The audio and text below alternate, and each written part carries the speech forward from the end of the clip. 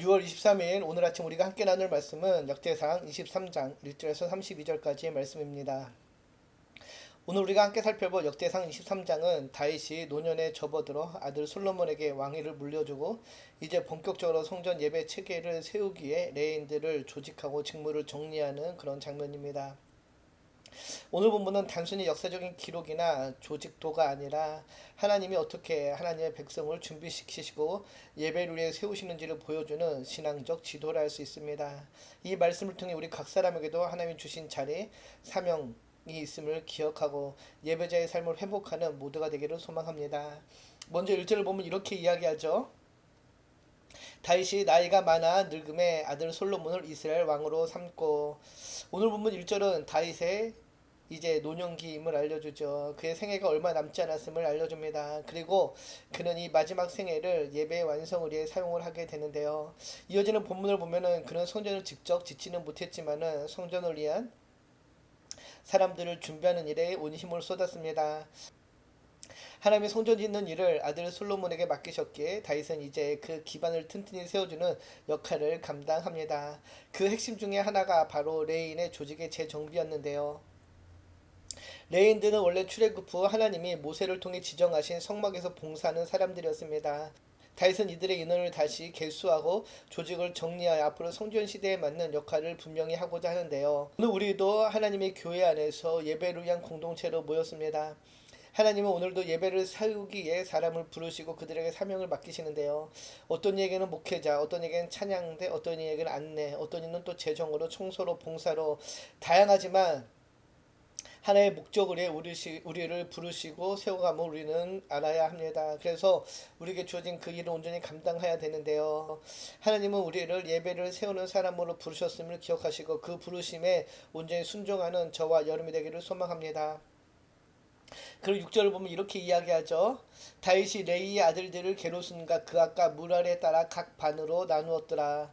다윗은 레이 자손은 게르손, 그앗, 무랄의 세 계열로 나누고 그 후손들의 역할을 세부적으로 배분합니다. 이들의 역할은 크게 보면은 성전의 기물 관리와 찬송, 문지기, 제사장 보조 등으로 나뉠 수 있는데요. 그 핵심은 하나이죠. 바로 여호와 앞에서 드려지는 예배를 위한 일이었다는 것입니다.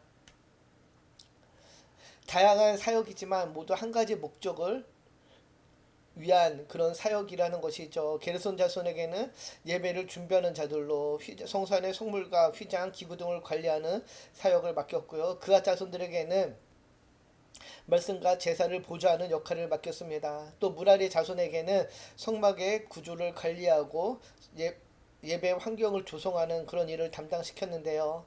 앞서 말씀드렸지만은 참 다양한 사역이지만은 모두 예배라는 한 가지 목적으로 그들이 그 일을 감당해야 됨을 보게 됩니다.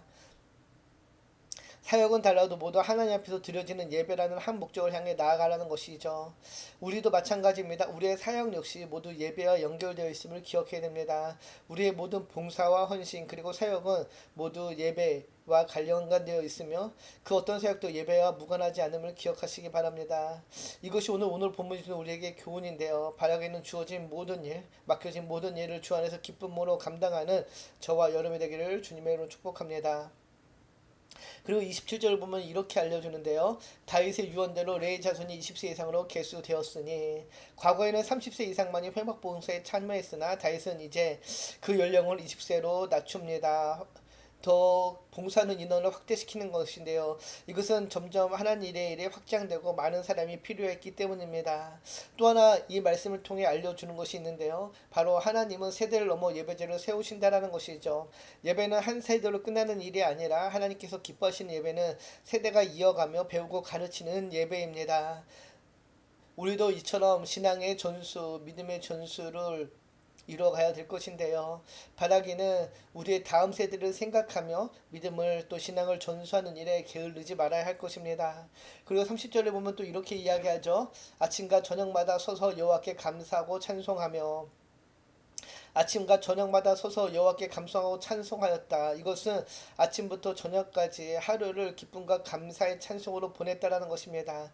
단지 시간의 문제가 아니라 삶의 시간 속에서 리듬 속에서 하나님을 찬양하는 예배의 삶을 살았다는 것이죠. 예배는 한순간의 행위가 아니라 일상의 중심이 되어야 한다는 것입니다. 결국은 예배가 우리의 삶이 되어야 한다는 것이죠. 바라기는 우리의 삶의 모든 영역이 예배가 됨을 소망합니다. 일주일에 하루 1시간 나와서 예배하는 것이 아니라 우리의 삶 전체가 하나님 앞에 드려지는 예배가 되어야 될 줄 믿습니다. 내가 속해 있는 가정과 직장과 또 교회와 관계 속에서 하나님의 영광을 위해 살아가는 저와 여러분 되기를 주님의 이름으로 축복합니다. 참 좋으신 하나님 감사합니다. 오늘 레인의 직무를 통해 예배의 무게와 사명의 책임을 다시 보게 하시니 감사합니다. 나를 예배자로 부르신 그 부르심 앞에 다시 서서 이제는 그 부르심에 순종함으로 온전히 하나님께 기쁨과 감사의 찬양을 드리는 삶이 되게 하여 주시옵소서. 특별히 우리의 모든 삶의 영역에서 거룩한 하나님을 따라 거룩하게 구별된 예배자로 살아가기를 소망합니다. 특별히 우리의 믿음을 신앙을 다음 세대에 전수하는 일에 게으르지 않게 하시고 믿음을 증거하는 일에 앞장서는 모두가 되기를 소망합니다. 우리의 삶을 주님 인도하여 주시옵소서. 감사드리며 우리를 구원하신 예수님의 이름으로 기도드립니다. 아멘.